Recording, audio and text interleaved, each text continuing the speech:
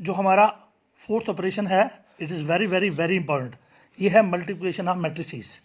दो मैट्रिसेस को आप इसमें कैसे मल्टीप्लाई करेंगे, दो या दो से ज़्यादा हों, मिनिमम दो जो मैट्रिसेस हैं इनकी मल्टीप्लिकेशन। चलिए, multiplication of two matrices A and B is defined if the number of columns of matrix A is equal to the number of rows of matrix B, and it is noted by A into B, that is AB.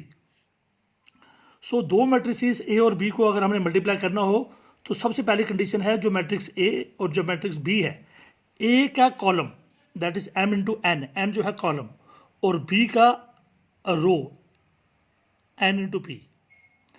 इसका कुछ order है, इसका कुछ order है, इससे कोई मतलब नहीं है, लेकिन जितने कॉलम मैट्रिक्स ए में है उतनी ही रोज मैट्रिक्स बी में होनी चाहिए। यही कंडीशन है।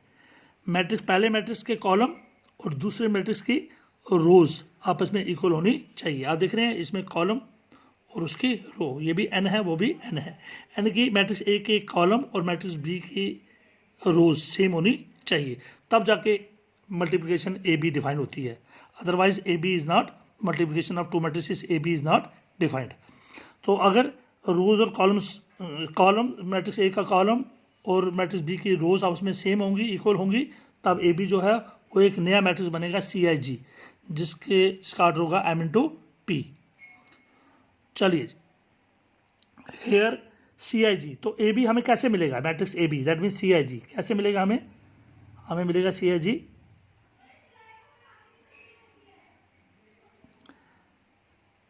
is obtained if the corresponding elements of ith row of A and the jth column of B are multiplied। अब जब भी मल्टीप्लिकेशन करनी है तो मैट्रिक्स ए के ith रो होनी चाहिए और मैट्रिक्स बी का jth कॉलम, यानी कि जो फर्स्ट मैट्रिक्स आप लोगे मैट्रिक्स ए, उसकी एक रो से शुरू हो जाओ और मैट्रिक्स बी के कॉलम से उसको मल्टीप्लाई करते रहो, and the sum of all these products is taken. और उसके बाद एक एक एलिमेंट ढूंढने के लिए जब आप रोज के सभी एलिमेंट्स को ए के जो मैट्रिक्स ए के फर्स्ट रो के सभी एलिमेंट्स को मैट्रिक्स बी के फर्स्ट कॉलम के सभी एलिमेंट के साथ मल्टीप्लाई करोगे और ऐड करोगे तो आपको जो प्रोडक्ट ए बी है उसका पहला एलिमेंट मिलेगा। इसी तरह आप मैट्रिक्स ए की फर्स्ट रो के एलिमेंट्स को मैट्रिक्स बी के दूसरे कॉलम से मल्टीप्लाई करोगे तो आपको सेकंड एलिमेंट मिलेगा। तो इसी प्रोसेस से आपको ए और बी की मल्टीप्लिकेशन मिलेगी, लेकिन कंडीशन ये है कि मैट्रिक्स ए के जितने कॉलम हो उतनी ही मैट्रिक्स बी की रोज़ होनी चाहिए। मैट्रिक्स ए के कॉलम और मैट्रिक्स बी की रोज़ आपस में इक्वल होनी चाहिए, तब जाके ए बी डिफाइन होगा, अदरवाइज ए बी की मल्टीप्लिकेशन पॉसिबल नहीं है। चलिए एक एग्जाम्पल लेते हैं। Late A11 A12 A13 A21 A22 A23, इसमें कितनी रोज़ हैं, 2, और कॉलम कितने हैं, 3, 2 रोज़ एंड 3 कॉलम्स, तो 2 रोज़ हैं, ठीक है, R1 R2 2 रोज़, और मैट्रिक्स बी है B11 B12 B21 B12 B31 and B32। तो इसमें आप देख रहे हो 3 रोज़ हैं और 2 कॉलम्स हैं।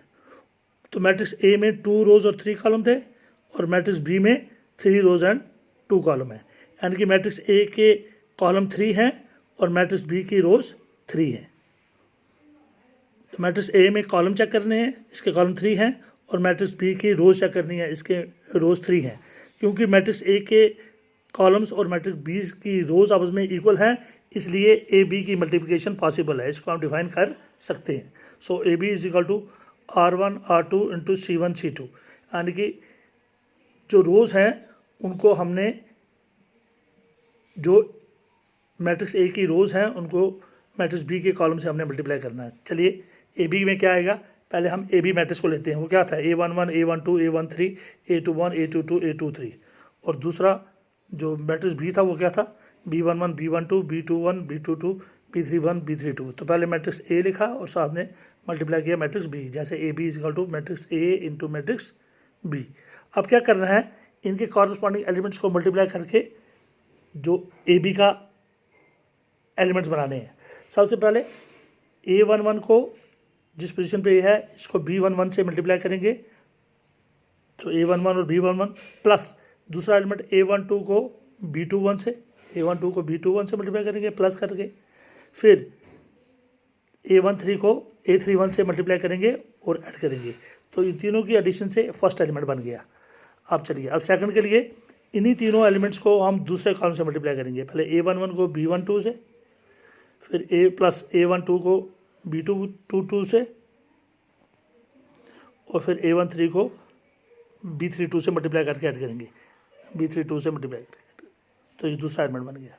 तीसरे के लिए अब नीचे वाली रो लेंगे हम, A21 को B11 से मल्टीप्लाई करेंगे, फिर A22 को B21 से मल्टीप्लाई करके ऐड कर देंगे, फिर A23 को इसकी थर्ड एलिमेंट B31 से मल्टीप्लाई करके ऐड कर देंगे, A23 और B31, तो हमें थर्ड एलिमेंट मिल गया, सेकंड रो का फर्स्ट एलिमेंट। इसी तरह सेकंड रो का सेकंड एलिमेंट हमें कैसे मिलेगा, जब हम A21 को आप सेकंड कॉलम से मल्टीप्लाई करेंगे, B12 से मल्टीप्लाई करेंगे, प्लस A22 को B22 से मल्टीप्लाई करेंगे, प्लस A23 को B32 से मल्टीप्लाई करेंगे, तो हमें ये चौथा एलिमेंट भी मिल जाएगा। तो इसी तरीके से हमने क्या किया, कॉरस्पॉन्डिंग एलिमेंट्स को मल्टीप्लाई करते गए और आपस में मैच करते गए, और 1 2 3 और 4 ये दूर दूर लिखने हैं, चारों एलिमेंट्स आपको ए बी के मिल जाएंगे। चलिए एक सिंपल सी एग्जांपल लेते हैं। फॉर एग्जांपल मान लीजिए हमारे पास एक मैट्रिक्स है ए, इसके एलिमेंट्स हैं 4 5 6 7।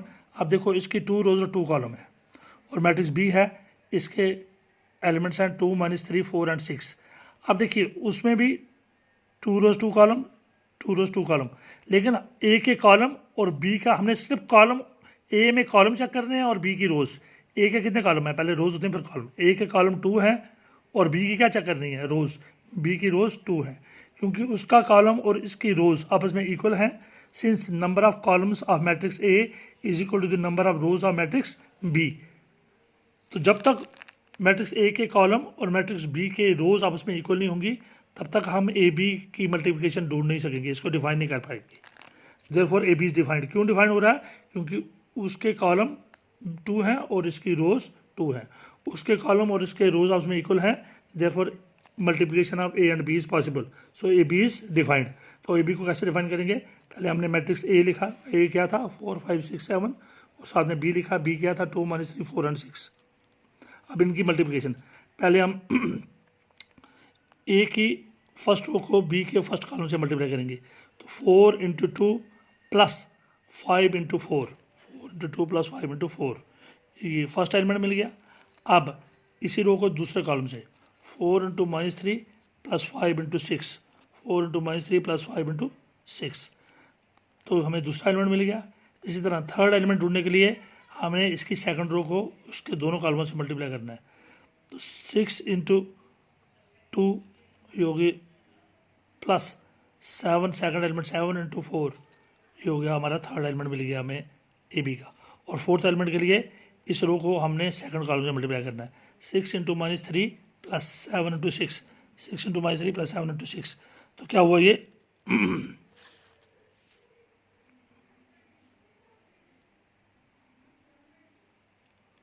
4 × 2 + 5 × 4 8 + 20, 4 × -3 हो गया -12 + 5 × 6 30, 6 × 2 हो गया 12 + 7 × 4 हो गया 28, 6 × -3 हो गया -18 + 7 × 6 42, तो क्या हुआ 20 + 8 हो गया 28, 30 में से 12 निकालो तो 18, 12 और 28 को ऐड करो तो 40, और 42 में से 18 निकालो तो 24, तो आपको मल्टीप्लिकेशन और ए और बी मिल गई। लेकिन कंडीशन क्या थी, मैट्रिक्स ए के कॉलम 2 थे और बी की रोज 2 थी। मैट्रिक्स ए की कॉलम और मैट्रिक्स बी की रोज आपस में इक्वल होनी चाहिए, तभी जाके आप ए बी को ढूंढ पाएंगे या इसको डिफाइन कर पाएंगे। चलिए एक और एग्जांपल लेते हैं। चलिए लेट ए, इसके एलिमेंट्स हैं 4 6 7 8, इसका ऑर्डर क्या है 2 × 2, और दूसरा मैट्रिक्स है बी, इसके एलिमेंट्स हैं 4 3 -1 2 4 6 और -1 5 8। अब इसका ऑर्डर देखिए 2 रोज एंड 2 कॉलम्स, 2 इंटू 2, इसका 3 रोज एंड 3 कॉलम। अब देखिए ए के कॉलम और बी की रोज आपस में इक्वल चाहिए। ए के कॉलम कितने हैं 2 और बी की रोज कितनी है 3। इट मीन्स वो 2 है और ये 3 है। मैट्रिक्स ए के कॉलम और मैट्रिक्स बी के रोज आपस में इक्वल नहीं है, इसलिए ए बी जो मल्टीप्लिकेशन है वो पॉसिबल नहीं है। फाइंड ए बी, तो इसमें हमने ए बी फाइंड करना था। सोल्यूशन क्या है इसका, since number of columns of matrix A is not equal to लिखा मैंने, 2 लाइनें डाल के इसको काटा है, not equal to number of rows of B, क्योंकि मैट्रिक्स ए के जो कॉलम हैं वो 2 हैं और मैट्रिक्स बी की जो रोज हैं वो 3 हैं, ये आपस में इक्वल नहीं है। उसके कॉलम और इसके रोज इक्वल होने चाहिए, तब ए बी की मल्टीप्लिकेशन होगी। क्योंकि आपस में इक्वल नहीं है, therefore A B is not defined, इसलिए हम ए बी की मल्टीप्लिकेशन नहीं कर पाएंगे। कल आज आपके लिए होम असाइनमेंट है, आप जाके इन्हीं एग्जांपल्स के बेसिस पे ये जो ऑपरेशंस किए हैं इन पे कुछ प्रैक्टिस एक्सरसाइज करेंगे और मेरे नोट्स को अच्छी तरीके देखेंगे और इसको 1 बाय 1 अच्छे तरीके से स्टडी करेंगे। तो ये जो ऑपरेशंस हमने देखे हैं, ऑपरेशन ऑन मैट्रिसेस, पहला एडिशन ऑन मैट्रिसेस, दूसरा था सब्ट्रैक्शन ऑन मैट्रिसेस, तीसरा था multiplication of a scalar with a matrix A that is lambda A, और फोर्थ था very important multiplication of 2 matrices A and B, जिसको हम डिनोट करते हैं ए बी से। और इसमें कंडीशन ये है कि मैट्रिक्स ए और बी के ए के जो कॉलम्स हैं वो बी की रोज़ के बराबर होने चाहिए, तभी हम ए बी को डिफाइन कर सकते हैं। अगर ए के कॉलम और बी की रोज़ आपस में इक्वल नहीं है तो हमने लिखना है A B can not be defined. So thank you very much and have a nice day.